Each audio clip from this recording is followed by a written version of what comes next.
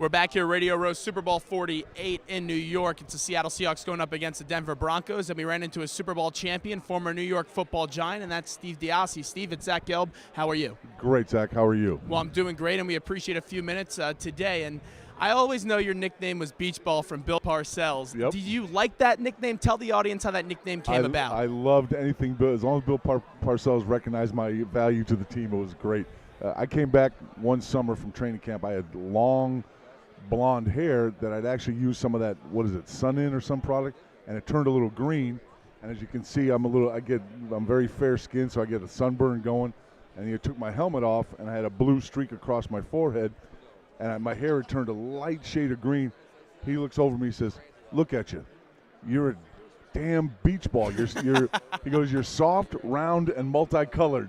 You're a beach ball." And it stuck like anything. And Bill was a master coming up with stuff like that. He was the best. How was Bill's relationship with players? Because Terry Glenn had that nickname She that he would always call him. Did the players like that? Did that ever get into their heads? Sometimes, and Bill always did something for a reason. He never wanted to single guys out. He was never a bully. He just wanted to give guys any way that he could press a button to get the most out of a guy.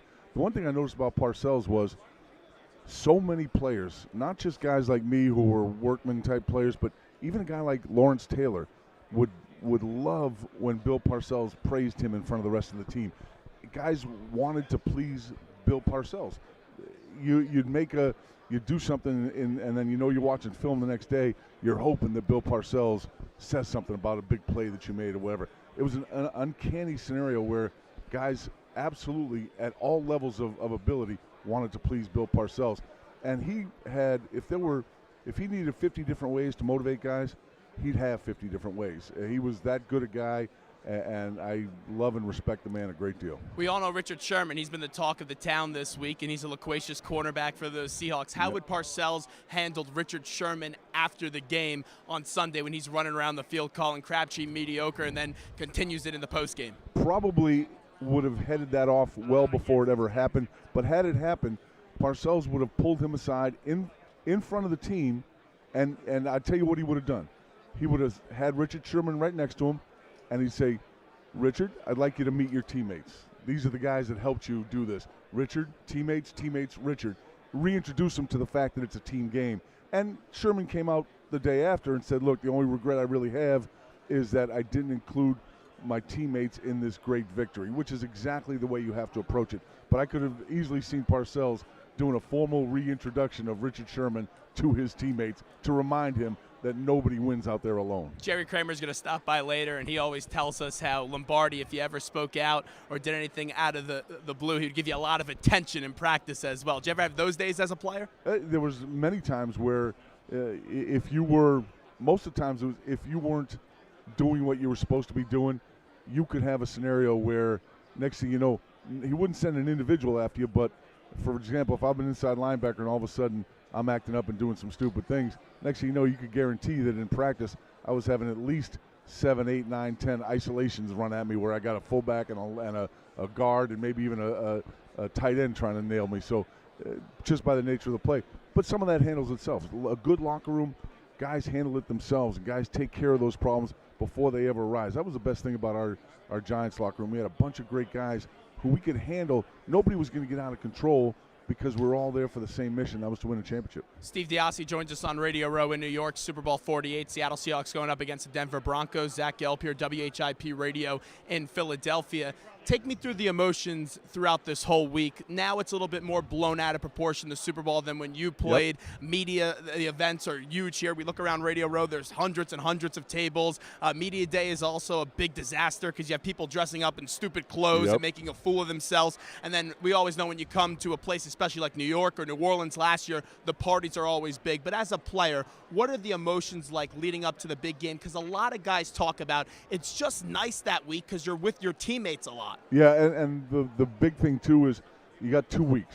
The first week, you spend your time arranging for your family, for the travel, for the tickets, for the hotels, and the team usually takes care of, a wife and maybe one other person in your family, but you probably got 10, 12, 15 people coming to the game, so you got to arrange all that stuff. So the first week is all business, take care of business. maintain a good routine with your practice and do the things that got you where you are. And then the second week, now you got to dive into the mess. Now you got to be able to, as much as you possibly can, you have to maintain the routine that got you there. You can't all of a sudden say, well, I'm going to be going out every night. And, some teams have curfews, some teams don't. But you can't all of a sudden say, well, I'm in New York or I'm in New Orleans. I'm going to go out and I'm going to hit the French Quarter. I'm going to, hit all the clubs in New York. You just can't do that because there's too much on the line at this point. You work too hard to get to where you are. To throw it off by the chance of a crazy night in the city makes no sense whatsoever. And good teams know that. Good teams understand it. But the idea that you're where you are is because you work so hard to get there. Don't throw it away for one stupid night. Your son Zach was on with us during the lockout, and he's won 2 Super Bowls, and I can see where he gets his personality from because I walked away and I'm saying, wow, this is an exuberant guy after he came on the air with us. But he's played in 2 Super Bowls against the Patriots, one of your former teams. How is the emotion as a parent, something that Archie Manning and a bunch of other parents are experiencing this weekend leading up to the big game when you have a son playing? It's crazy because you have trouble watching as a parent. I never ever remember being nervous on a football field about anything. I see my son on a football field and I'm nervous because it's totally different. As a parent, you want to be there for your kids. You want to be able to help them. You want to protect them. You want to do this. You just can't do it all the time. And there's literally been times where I've had to turn away and not watch what was going on the field because you want your children to be successful and you never want them to fail. And you just get so nervous that I've actually closed my eyes and turned away and couldn't do it. It's an amazing thing to watch. And I never coached my son. I always was there at practice. I was watching practice, usually sitting under a tree in a chair, smoking a cigar and just watching. And with Fred and Glenn, I'm sure. When they could make it. But I even when the coaches asked me to help out, I did the same thing. I loved watching them play, and I still to this day love watching them play. But now I know how much is on the line, and it gets me nervous. I can't imagine what Archie Manning's going through, with his both sons playing quarterback. That's got to be nerve-wracking as hell. So let's say if you had a 10-year-old son now, knowing everything that we do know and that we're cognizant of through concussions, and we've seen players like Ted Johnson and Ray Lucas come around Radio Row and tell us about the dangers of the sport. Would you let your kid play football if you had a son now? I would try to lead him in the direction of making smart choices. I would encourage him to play a lot of sports. The same thing I do with my son. Every sport you play makes you better in the next one. So as far as banning my son from playing football, absolutely not. I'd give him the choices and let him make up his own mind and not try to dictate to him what I want him to do. If he wants to play football, I would talk to him about the proper way to tackle, the dangers involved and all that stuff. But I'm still going to leave it up to the young man. And I understand the difficulties letting your kids play football. I understand how some parents might shy away from it, but sometimes kids grow up and they want to do things and it means something to them, and it's hard to crush a kid's dream at age 10 or 11.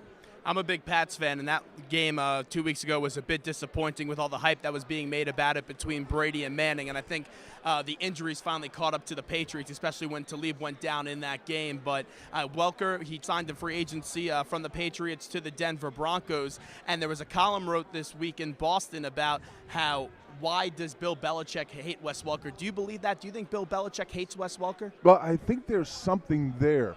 And I didn't think so until that press conference the day after the Denver game, where Bill Belichick starts the press conference with the Welker play, and he wouldn't even say Welker. He said the receiver, and he implored the league to look at that and impose whatever they want.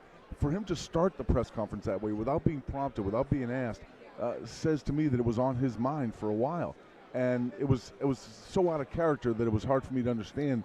I think Bill Belichick is the best coach I've ever seen in the NFL. Will go down in history as one of the best ever. In this situation, I think it was off base. I don't think it was an illegal hit. I don't think there was any intention by Welker to take somebody out. I think it was a pick play that we see 20 times a game. You saw it early in the game with Edelman. Absolutely correct. So I don't know. I think there is some animosity there, and I think this time Bill's emotions got the better of him.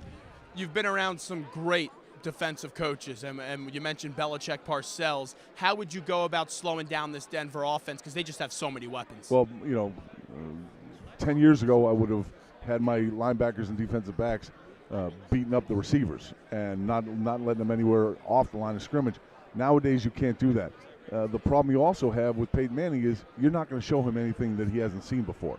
You're going to have you're not going to make a lot of sacks on Peyton Manning for the most part, but if you get people around his feet and you get his feet moving, he has a ridiculously accurate arm, doesn't have the strongest arm. If you get around his feet, give him a little happy feet, you've got a chance to make some plays. And I think what you're going to do is you're going to put some pressure, but you're not going to sell the house. You're not going to bring 6 guys. You might bring 5 guys, 4 guys, every once in a while 3 guys, but you have to make him nervous in the pocket. That's all you can do against Peyton Manning. On the way out here, before we get to the Low T Center and your work with them for Super Bowl 48, you've seen Peyton Manning play in a lot of cold games. People say in the playoffs, hey, he doesn't bring it 110%, and he doesn't have his best performances, and this is a big legacy game for him. He's already won 1 Super Bowl, but he has a chance to win a second one on Sunday. How do you think he will fare in these cold weather elements? I think he'll be okay. I think he's so if cold weather comes with the wind and a biting wind and a wind in your face,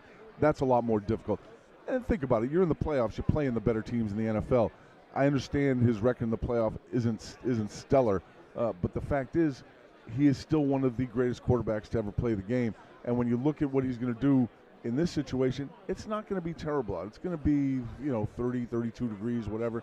That's not that bad. And he's been playing with that glove in his right hand for the last 6 or 7 weeks, so I think that has something to do with it too. So tell us real quick here about the Low T Center and the work that you're doing with them. The Low T Center, the Low Testosterone Center, it's one of these things where, if you're a guy at your certain age, you know your numbers, you know your blood pressure, you know your cholesterol count. We want people to know their number when it comes to low T. We want them to know what it is, and if it's low, get treatment for it. The science is accepted, the medical community's embraced it. It's something that can help guys later on, gives you back the energy that you had as a younger man. It's not gonna take a 50-year-old guy like me and make him 20 years old again, but it's gonna do something that gives you the more energy, makes your body feel better. It's just something that you should know. You should treat your T number as you treat your cholesterol and your blood pressure. It's a very important number, and guys don't have to be relegated to feeling old and tired. It's just the science is caught up, and you don't have to do it. Steve, we appreciate a few minutes. Thanks so much, and we'll talk to you again down the road. Thanks, Zach. Appreciate that. Thank you.